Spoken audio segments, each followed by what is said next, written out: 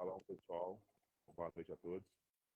Nós estamos aqui para fazer a gravação da apostila número 9, chamado A Torá, Discípulos de Yeshua. Tá? Esse estudo ele vai ser passado em 3 aulas para você. Essa vai ser a primeira parte da aula. Tá? E nós vamos falar aqui sobre Mateus capítulo 5, vamos esmiuçar Mateus capítulo 5. E vamos abordar também a perspectiva sobre o Kodesh. Então, a gente vai trazer uma questão bem interessante. Ok? Minha esposa vai estar me auxiliando aqui, vai estar lendo, tá bom? A gente vai discorrer aqui. Ok, pode ler, amor. Os primeiros seguidores judeus de Jesus e a Torá. Nessa aula, 1. A importância da Torá para Jesus. 2. Discípulos de Jesus, mandamentos da Torá. 3. Torá em Atos dos Apóstolos. Muito bom, pessoal. Então, ou seja, aqui são as perspectivas que serão abordadas, tá?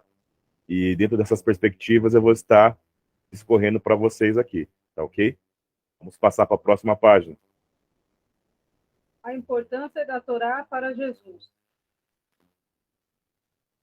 A importância da Torá para Jesus. Então, ou seja, é ensinado no cristianismo histórico que, desde a patrística, que Jesus aboliu a Torá. Tá? Então, nós vamos estar reconsiderando essa perspectiva através da NPC, Nova Perspectiva do Cristianismo. Tá, ok? E nós vamos demonstrar dentro da questão filológica, cultural, né, porque a apostila, o curso chama Contexto Cultural Israelita Judaico do Novo Testamento. Então, a gente vai começar a abordar essas perspectivas, tá? Que é algo bem importante, interessante. Tá, ok, pessoal? Vamos para a próxima página.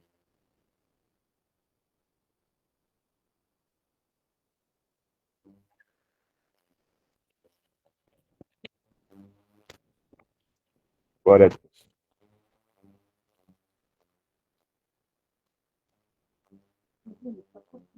Deixa eu ver aqui, pessoal.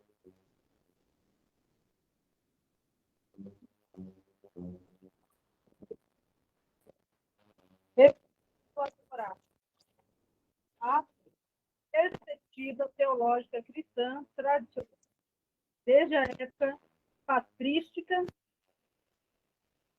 que Jesus aboliu e revogou e terminou a lei, Torá. Alguns preferiram utilizar o termo profético, cumprida, que em prática significa terminada. Com a Torá, no entanto, a aliança também termina, e com isso a identidade israelita desaparece. A crença de que os judeus foram rejeitados por Deus era uma crença oficial da igreja por anos. Agora que isso está sendo reconsiderada em muitos círculos, a antiga perspectiva cristã sobre o Novo Testamento acerca da observância judaica da Torá precisa ser repensada também. Glória a Deus, pessoal. Então, ela leu aqui na apostila a parte histórica, né? Que seria repensada, né? Tudo aquilo que a patrística ensinou. Né? Então, ou seja, desde a época de Inácio de Antioquia, que viveu no primeiro século, foi contemporâneo ao apóstolo Paulo e João, né? E criou essa perspectiva. Então, nós vamos estar observando, tá, que, através dessa nova perspectiva, que a Torá não foi abolida. Tá ok? Glória a Deus. Vamos estar lendo outra parte.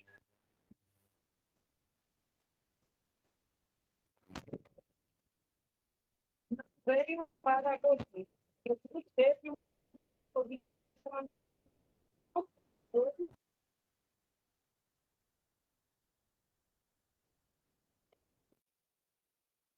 não penseis que vim destruir a lei e os profetas, né? Destruir, mas cumprir. Porque, em verdade, vos digo que até que o céu e a terra passe, de nenhum passará da lei um só il e ou um tio. Yud. até que tudo esteja cumprido. Mateus 5, 17 e 18. Pessoal, nós vamos ler esse texto depois em grego, praticamente no final da aula, mas eu quero adiantar algumas perspectivas que a apostila trouxe aqui, tá? Aqui nós vamos encontrar no grego do Novo Testamento um hebraísmo gramatical, tá? Que nenhum iota, né? E na sua Bíblia pode estar J, mas seria algo aportuguesado, né? E nenhum traço da lei será tirado. Isso é uma perspectiva judaica bem interessante, que a apostila vai trazer aqui, e a gente vai explicar em maiores detalhes para vocês aqui, tá ok? Vamos partir para a próxima página, porque antes a palavra cumprir aqui, que é o verbo grego plerol, tá? Muitas vezes é interpretado como cumprir, no sentido de cumpriu e anulou, tá? Vamos ver depois na questão da gramática grega e vamos demonstrar que isso não é uma verdade, tá ok? Vamos para a próxima página. Jesus acreditava que a Torá e os profetas, não canônicos, mas o ensino era permanente e eles não passariam. Sua permissão é claramente não para abolir, mas para enfraquecê-los. Cumprindo a Torá e os profetas não pode significar trazê-los de uma extremidade ou diminuí-los. O significado de cumprir tem que ser positivo, preencher com maior significado para fazer completa. Trazer a plenitude em oposição negativa, abolir, destruir ou eliminar. Muito bom, pessoal.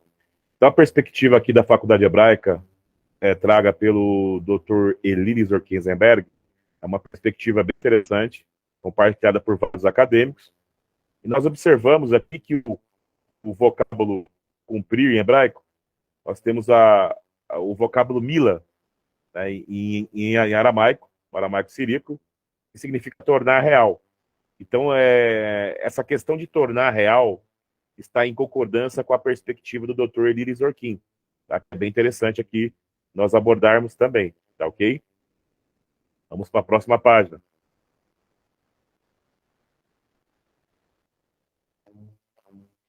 Estamos aqui na próxima página.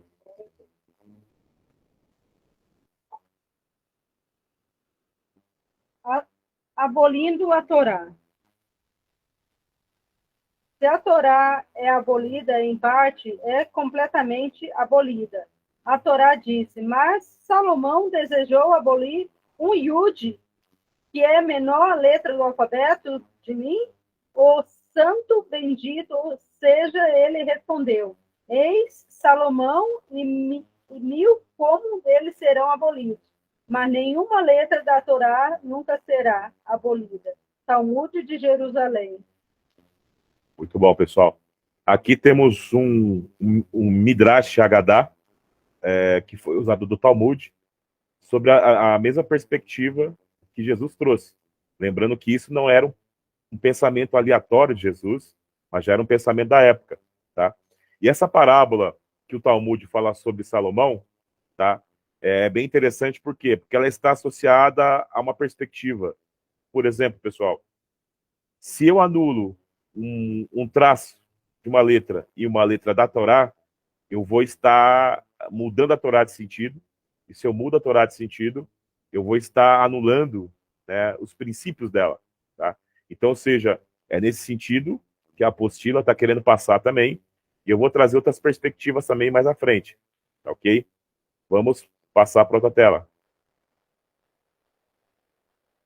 Escrita de uma letra?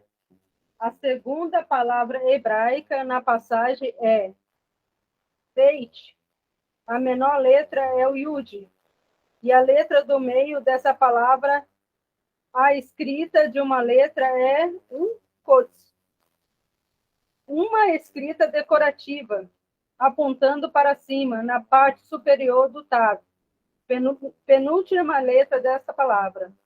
Jesus proclama enfaticamente que mesmo uma letra da Torá não passará enquanto existirem os céus e a terra. Suas referências são claras para aqueles que sabiam o sistema escrita hebraica. Seu exagero é propositalmente extremo para ilustrar a profundidade de sua convicção. Muito bom, pessoal. Aqui falou sobre a escrita de uma letra e o quotes, né, que seria a escrita de uma letra seria o quotes, ou coroa, né?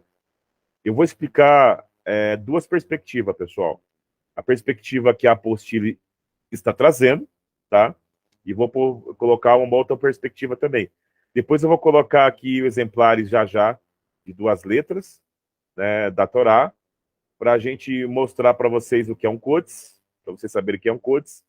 E vou também trazer dentro da perspectiva, né, de Akiva, né, o quotes que foi acrescentado, tá?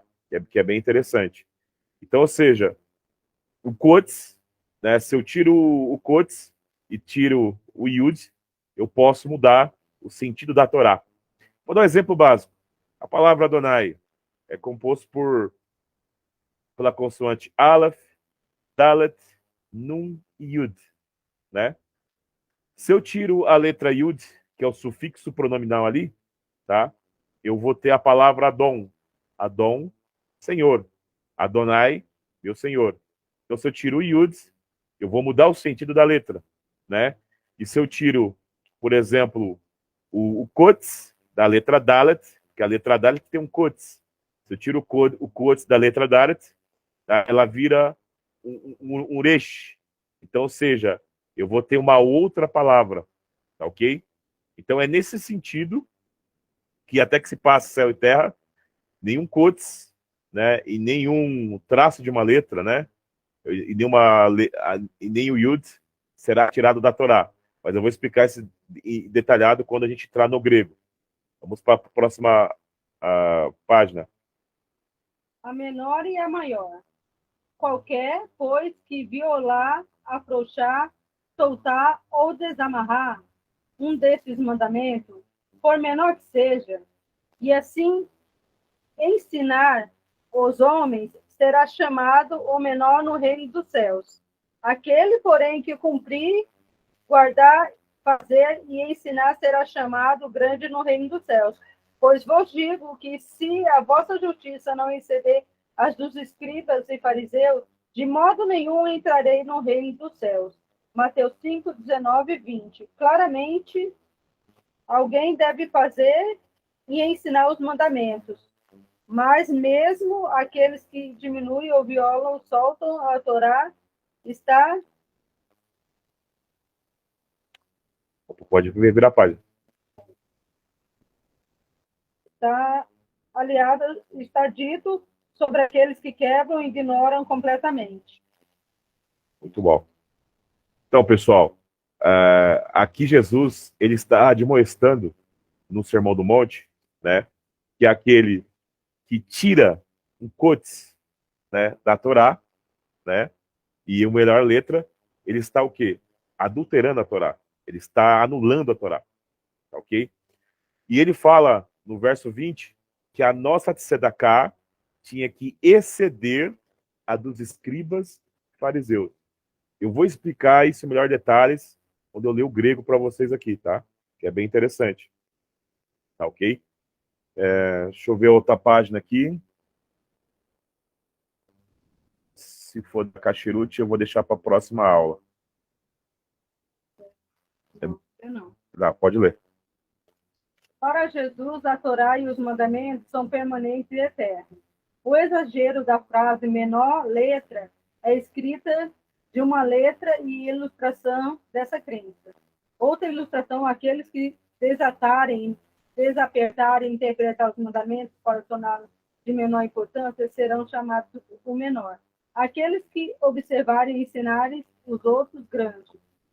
Por que Jesus defende a sua posição sobre a Torá? Porque, segundo ele, isso é o que os escribas e fariseus estavam fazendo.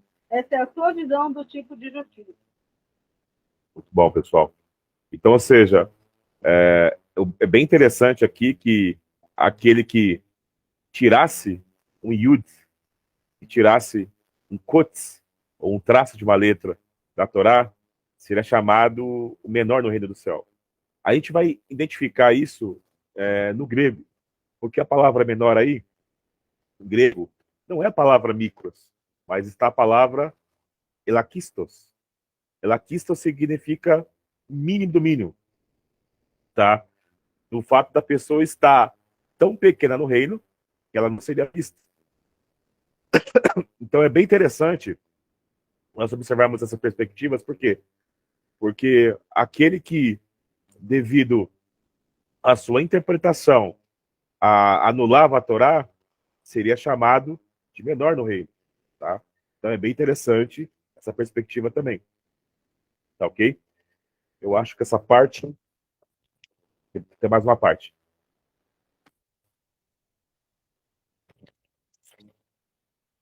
Superando os fariseus.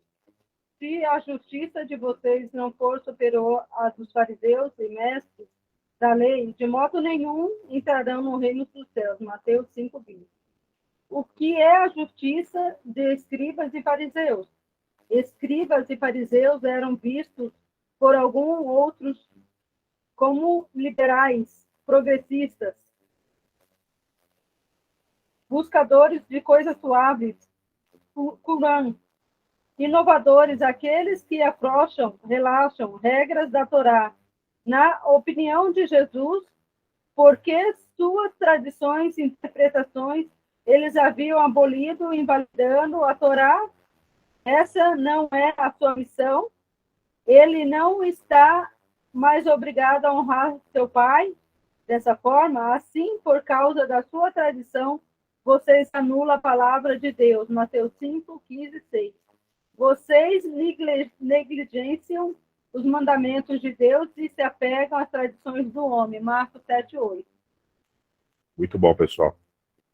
Então, ou seja, nós observamos que se a nossa justiça não exceder dos escribas e fariseus, né, no sentido da aplicabilidade da Torá, tá, nós seríamos o menor no reino.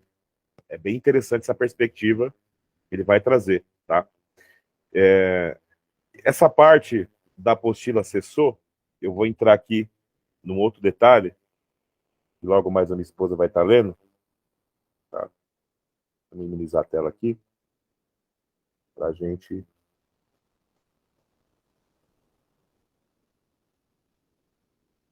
colocar um detalhe aqui.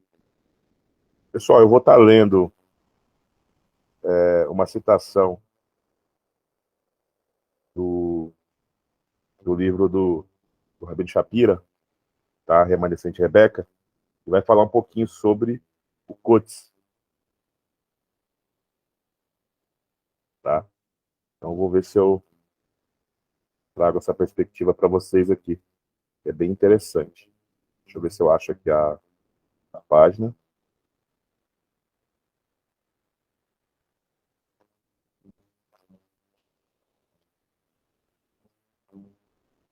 Deixa eu ver aqui.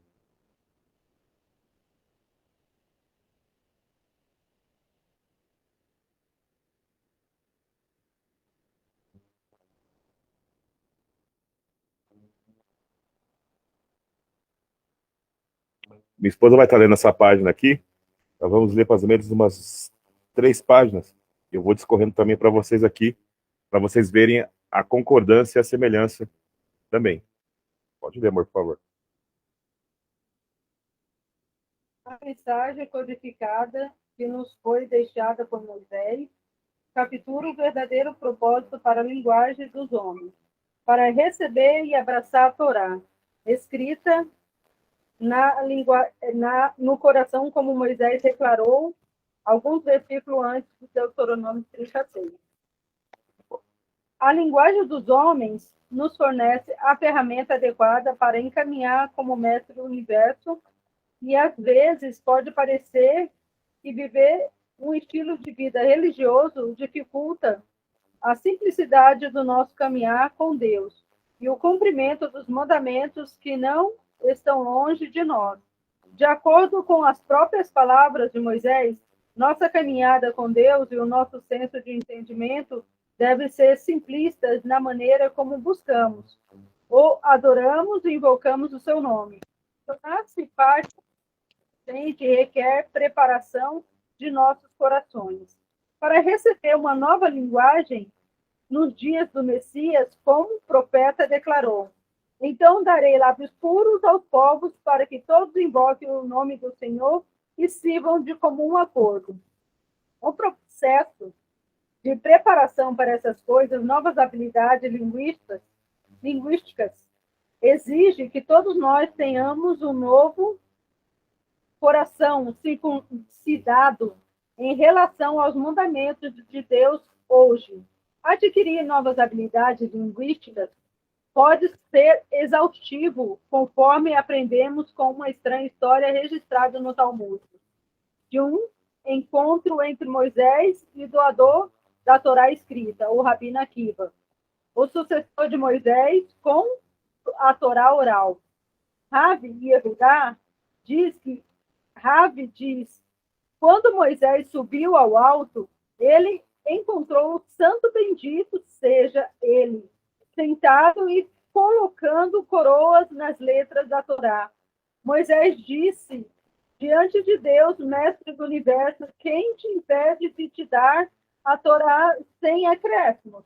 Deus lhe diz, há um homem que está destinado a nascer de várias gerações, e Akiva, filho de José, e o seu nome de cada espinho dessas coroas, ele está destinado a obter os montes sobre o Halachot, interpretações da Torá. E é por causa dele que as coroas devem ser adicionadas às letras da Torá. Moisés, diante de Deus, mestre do universo, mostre a mim. Deus lhe disse, dê a volta, Moisés. Foi e se sentou no final da 8ª fila, no salão de estudo, Rabino Akiva, e não entendeu o que ele estava dizendo. A força de Moisés diminuiu, pois pensava que seu conhecimento da Torá era deficiente. Quando Rabino Akiva chegou à discussão de um assunto, seus alunos lhe disseram, meu mestre, de onde você tira isso?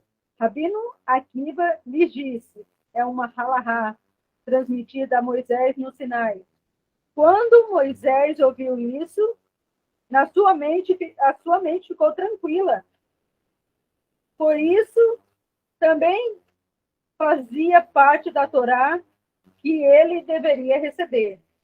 Moisés voltou e veio diante do santo, bendito seja ele, e disse diante dele, mestre do universo, você tem um homem tão grande como este, e ainda assim escolheu dar a Torá através de mim? Por quê? Deus lhe disse, fique em silêncio, essa intenção surgiu diante de mim.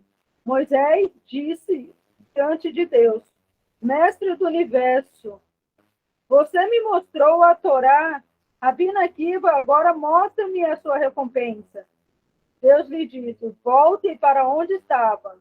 Moisés voltou e viu que eles estavam pensando a carne do Rabino Akiva em açougue, pois o Rabino Akiva foi torturado até a morte pelos romanos. Moisés disse diante dele, mestre do universo, essa é a Torá e a sua recompensa? Deus lhe disse, silêncio, essa intenção surgiu perante mim. Rabino J. Kelman explica maravilhosamente, de forma fascinante, o Sefer, Torá, pergaminho da Torá. Pode ler mais. Permanece kosher. Mesmo que seja faltando essas coroas, assim Moisés não conseguia entender que era tão importante sobre elas e que o próprio Deus estava colocando as letras e atrasando a entrega da Torá. Deus lhe disse, Moisés, você está correto, as coroas não são necessárias agora, mas daqui a 1.600 anos, um grande homem Akiva construirá as montanhas de Torá a partir dessas coroas. O Rabino Akiva, ao contrário de Moisés, estava ocupado com os montes de coroa, ou costim,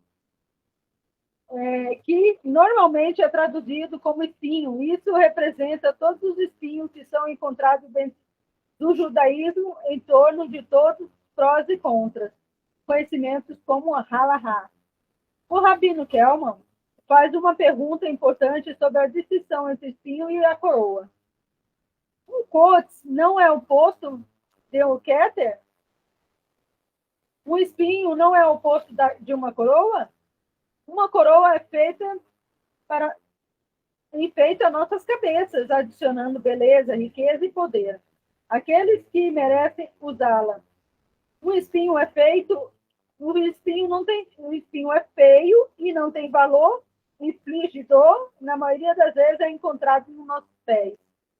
Eu gostaria de sugerir que a compreensão coroa da beleza e da simplicidade da Torá, justamente com a compreensão das profundezas do caminhar pelo campo de espinhos, são necessárias para obter a intimidade que buscamos no Senhor. Qual é o sentido da história midrática que nos foi dada?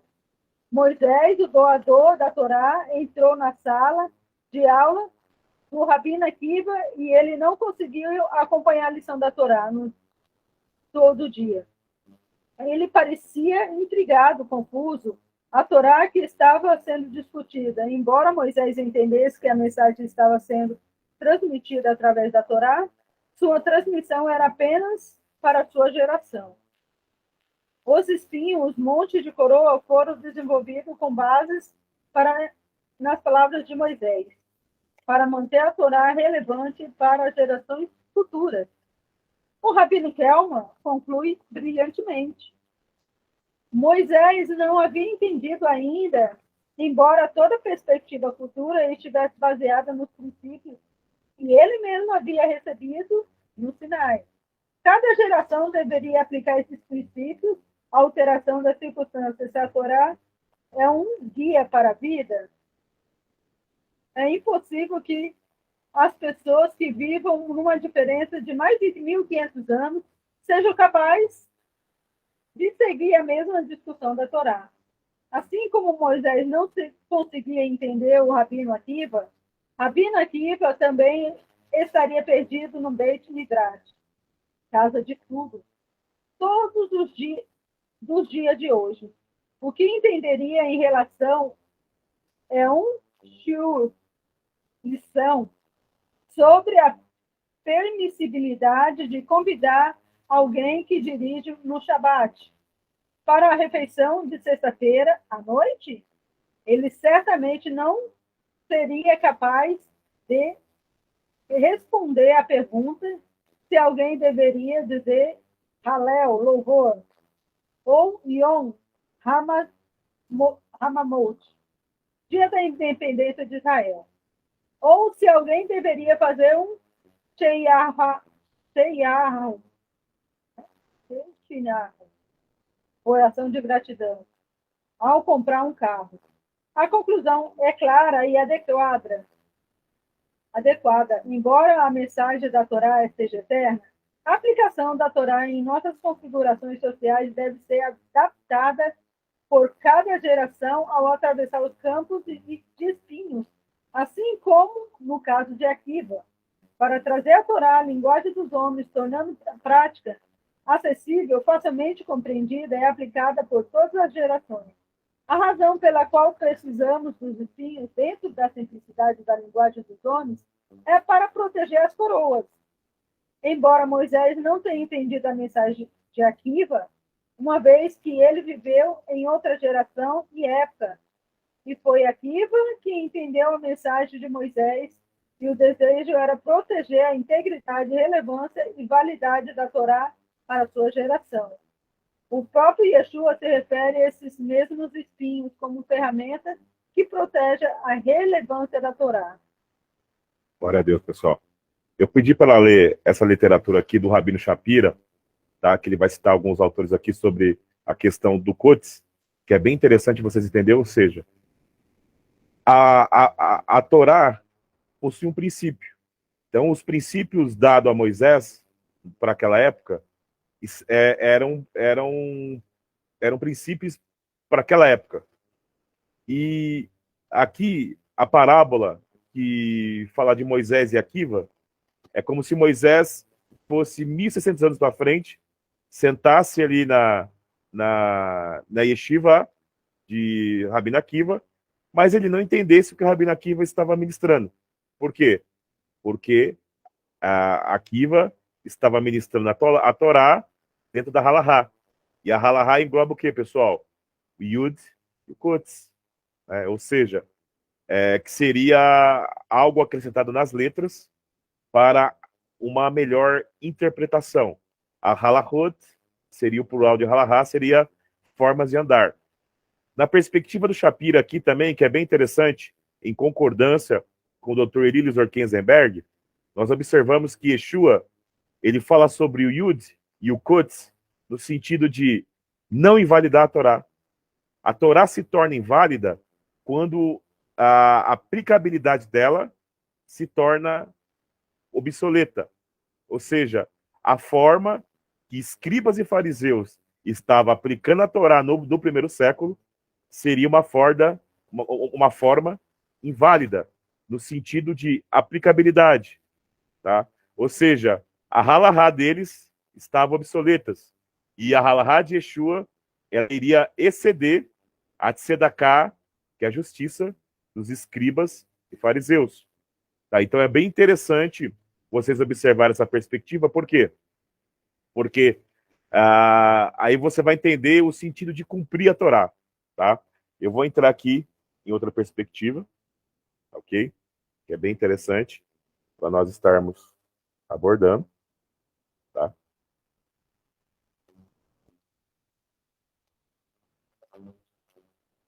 Vou entrar aqui em outra perspectiva, pessoal. A gente está aqui estudando também. É bem interessante.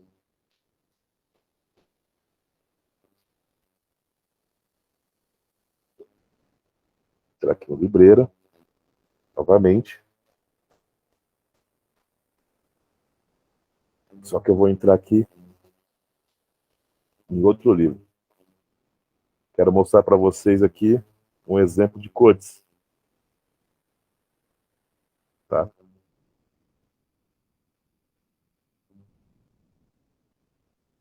Pessoal, eu tenho aqui a letra Beit, tá? Que está na tela para vocês aí. Aqui nós temos o alfabeto quadrático. Tá? Essa saliênciazinha que está embaixo dela aqui, ó, também é chamado de codes. Tá? Codes. Alfabeto quadrático surgiu no período persa. Tá? É um codes. Se eu tirar o codes da letra Beit, ela vira um kaf. Então, ou seja, eu vou mudar o sentido dela. Eu vou invalidar o sentido dela. Tá? Então, é nesse sentido que o codes é ministrado. Vou passar aqui para... Temos aqui a letra Beit, no palio hebraico. Tá? Note que no palio hebraico, a letra Beit não tem codes. Ou seja, na época de Moisés, tá?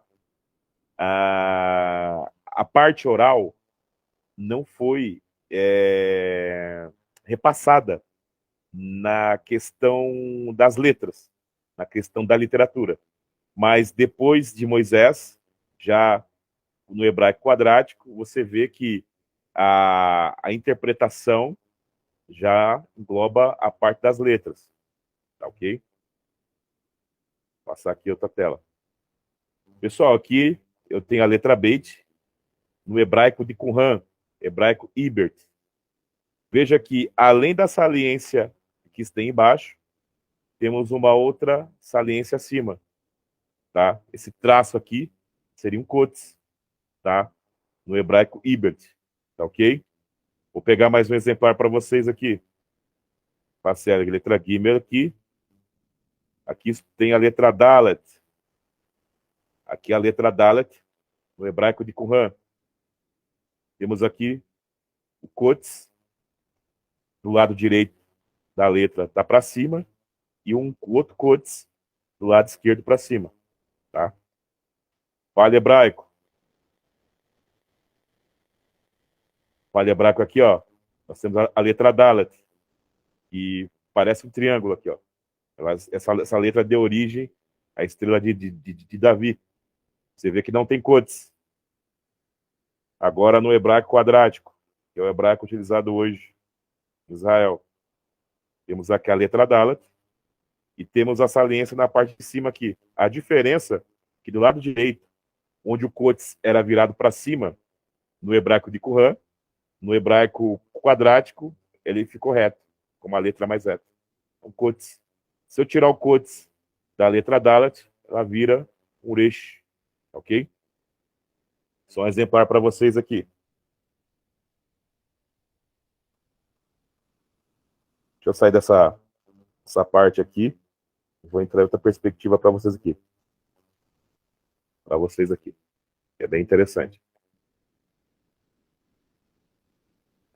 Eu vou entrar aqui na Bíblia grega. Vou trazer perspectivas para vocês.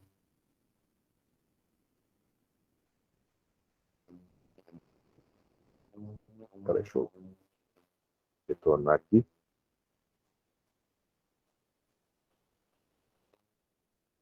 Deixa eu entrar aqui na Bíblia grega.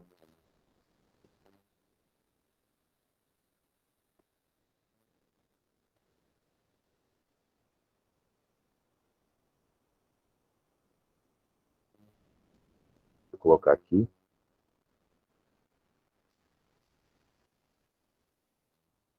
Pessoal, estamos aqui na Bíblia grega, tá?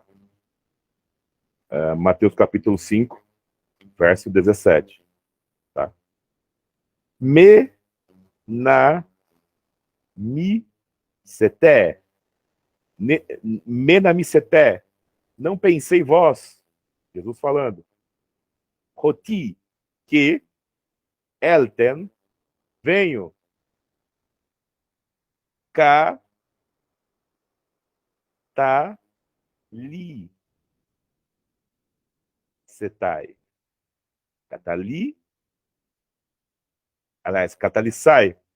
Não pensei vós que vim abolir, abrogar, tom, a, nomon. Vamos aqui a palavra lei, em grego na forma atributiva, a Torá. E tus profetas. Uk. Ele aqui afirma, não elten, elton, não venho. Cata li sai. Não venho abrogar. Alá, mas, né? Você viu que ele dá ênfase duas vezes. Não vim destruir, não vim abrogar, mas plerosai, tá? Pessoal, o verbo pleró aqui, em grego, ele está no infinitivo auristo ativo, tá? Ou seja, forma indefinida. Dentro das principais gramáticas, quando um verbo está na forma indefinida, o que vai definir é o contexto, tá ok? Então vamos aqui no verso 18, e o contexto que vai definir. 18. Amém, gar, lego. Esse amém aqui é uma transliteração de emum, né? Significa, porque na verdade vos digo, o mi, a vós, eus, até que,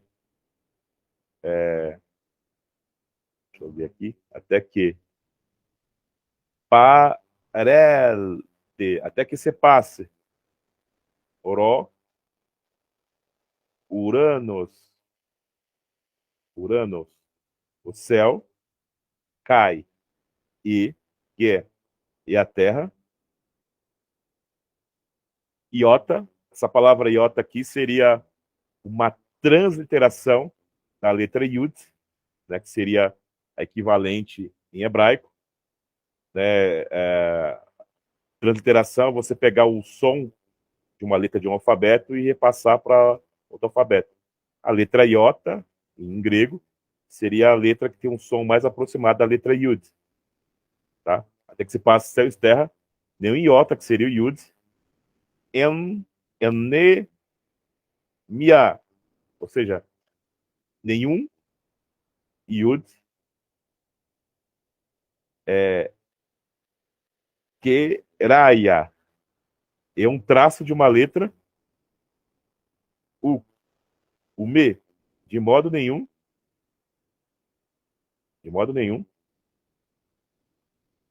ou seja, até que se passe céu e terra, nem o Yud, o iota, e nem um traço de uma letra, de modo nenhum, parelte, passará, a pôr, a sair, tu, nomu, da Torá, e os até, e os até que pantar todas as coisas, genetai, se cumpra. Essa palavra cumprir aqui, pessoal, vem no sentido de regenerar, tá? Até que se essa palavra gene, gene, genetai aqui, né? É da mesma raiz da palavra gênesis, até que tudo seja gerado, né? Ou formado, cumprido, né? Nesse sentido. Olha só que interessante. Então, ou seja, se Yeshua, Jesus, invalida uma letra e um traço de uma letra da Torá, ele vai estar mudando ela de sentido, ok? 19. Ean. Qualquer que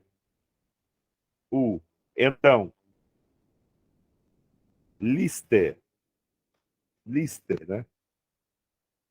Qualquer então que lisse, que anular,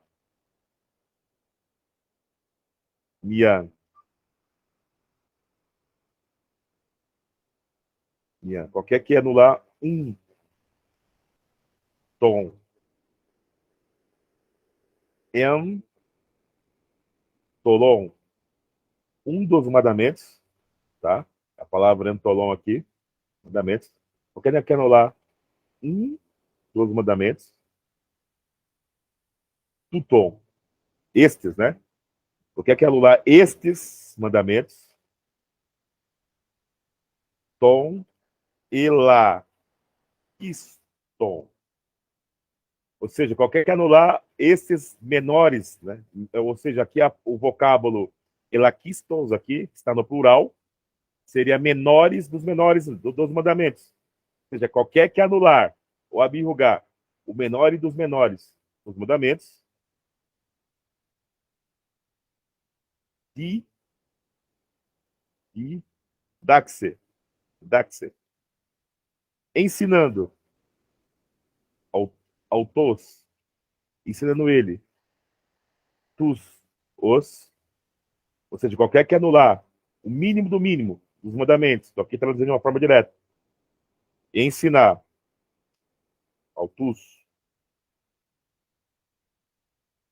antropon, antropos, os homens, ensinar os homens,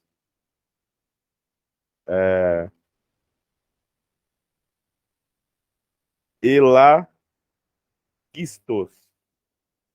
laquistos, cletes,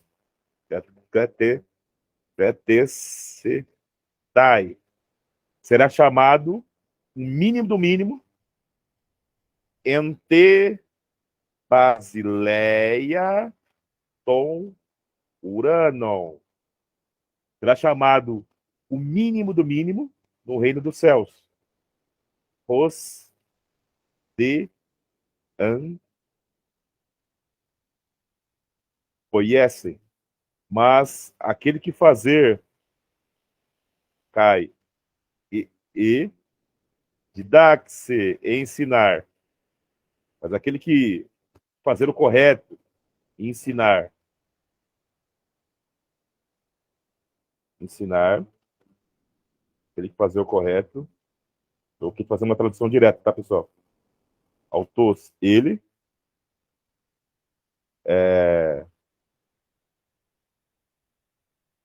Deixa eu ver aqui. Ensinar. Megas. Megas, cle, se, dai. Aquele que ensinar o correto será chamado grande, grande no sentido de viçoso. Ente, Basileia, Tom, Urano. É chamado maior no reino dos céus. Então, ou seja, aquele que tiver uma boa halahá, tá? Ou seja, para aplicar, né, na sedaká correta, na justiça correta, será chamado o maior no reino, tá? Mas aquele que ensina errado, anulando a Torá, fazendo alguém tropeçar, será chamado em grego aqui de elakistos, mínimo do mínimo. Esse mínimo do mínimo aqui é tão perigoso, pessoal. Por quê? Porque há uma grande possibilidade da pessoa não ser vista no reino, ok? Tá bem interessante isso. Verso 20. Legogar o mim. Porque digo a vós, isso aqui Jesus falando, oti que se me se não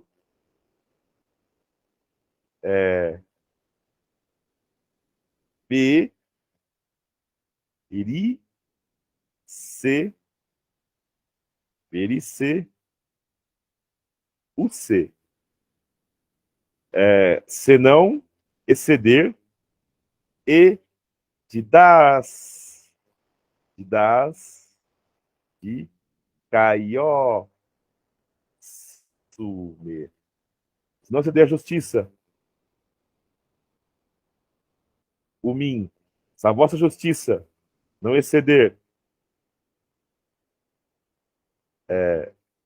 pleion, perante tom, os gramata, ou melhor, gramateon. Gramateon é escribas. Lembra que eu postei aí alguns segundos atrás a questão das escritas em hebraico? Eles eram feitas pelos gramáticos.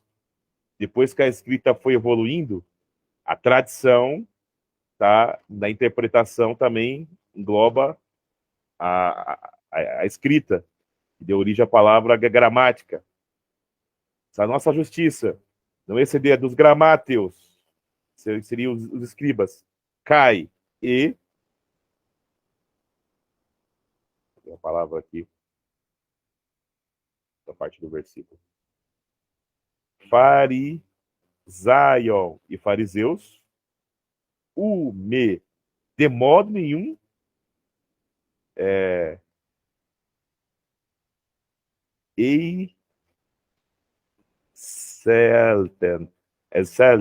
exceltete, vós entrarei, eis em o Basileia, Tom, Urano, de modo nenhum entrarei no reino dos céus. É muito importante, pessoal, observar que esse ensino está tanto em concordância, né, com o ensino do Shapira, o ensino também do Dr. Elias Orkin, né, dentro da questão contextual. Por quê? Vocês viram aqui em grego que se utilizou o texto dentro do método cultural da época, ok? Ainda que a forma de Kotz, ou Keter, desenvolvido pelo Rabino Akiva, por volta da metade do primeiro século, tá? seja posterior a Yeshua, há sim uma possibilidade dessa escrita já existir na época de Yeshua pelos gramáticos. Mas nós sabemos que as formas de Coates já existia no hebraico quadrático, né? E também no hebraico Ibert, ou seja, já se tinha uma influência, né, na questão interpretativa já nas letras, tá ok? Então é bem interessante isso. Eu vou ver se eu consigo achar aqui algo bem interessante, pessoal.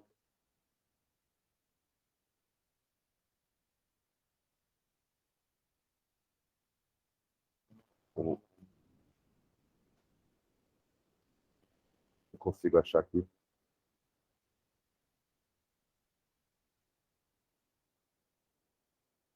É bem interessante, pessoal.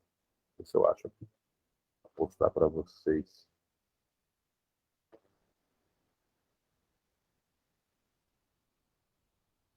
Se eu acho.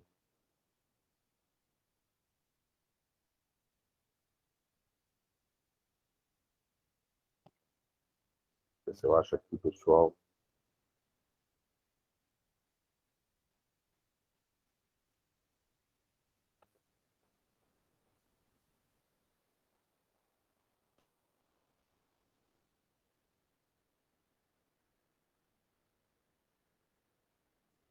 Ver se eu acho aqui, pessoal. Vai achando.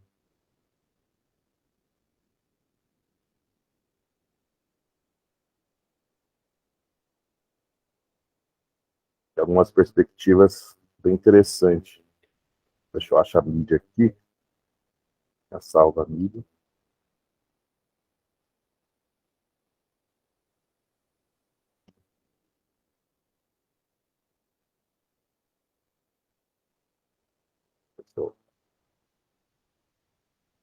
Pessoal, aqui está um pouco apagado.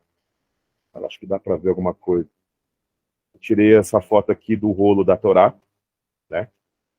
Se você vê em cima das letras, existe um cotes que é semelhante a coroas, chamado de Keter. E esses cotes, semelhante à coroa, foi desenvolvido pelo Rabbi Akiva, tá bom? Akiva que desenvolveu essa forma de escrita, que servia também para reinterpretar o texto, ou seja, trazer possibilidades, revelações do texto. Vê que você pode observar que esse cotes, ele é diferente, tá, do cotes que eu trouxe ali das letras, tá, que é mais antigo. O Rabino Shapira, ele vai trazer o cotes dentro dessa perspectiva aqui, também que é do primeiro século. O Dr. Elili Zorkin vai trazer a perspectiva do cotes referente às letras, que é o que eu mostrei para vocês lá, tá, que seria parte da escrita ali, das letras, tá? Apesar de ser cotes diferentes, eles têm o mesmo sentido, tá? Trazer sentido à Torá, tá bom? E quando eles são mal interpretados, eles fazem com que a Torá seja invalidada. Porque quando não se interpreta com a aplicabilidade correta, a Torá acaba sendo invalidada. Então, ou seja, aquela midrash que foi feita com Moisés e Akiva foi nesse sentido. Porque, veja bem, pessoal, tem muitas pessoas que acham que o judaísmo contemporâneo de hoje ele é idêntico ao judaísmo do primeiro século. E não é, tá? Se o Rabino Akiva, como diz ali no estudo do Shapira, viesse hoje para uma sinagoga, ele não ia reconhecer a liturgia de culto, porque naquela época era diferente. O shiur, né, a lição semanal, seria algo diferente. Então são coisas que você precisa abordar. Porque tem pessoas que muitas vezes conhecem a nova perspectiva e conhecem a visão da restauração, muitas vezes vai achar que restauração é judaísmo. E não é judaísmo. Tá? É claro que o judaísmo bíblico, ele é bastante diferente do que o judaísmo contemporâneo ensina hoje. Tá? Então é bem importante vocês observarem essas perspectivas, tá? Então, ou seja, pessoal, na primeira aula, vamos estar abordando essa questão, tá ok? Na próxima aula, vamos falar um pouquinho sobre Kasherut, tá? E na terceira aula, vamos fechar aí com o livro de Atos, com outras perspectivas também, tá bom? Vou estar passando para o Adonai Borges, mas eu espero que essa aula tenha sido de edificação para você. É uma aula bem complexa, mas eu tentei traduzindo o máximo para vocês. Tá ok, pessoal? Shalom, shalom. Deus abençoe a todos.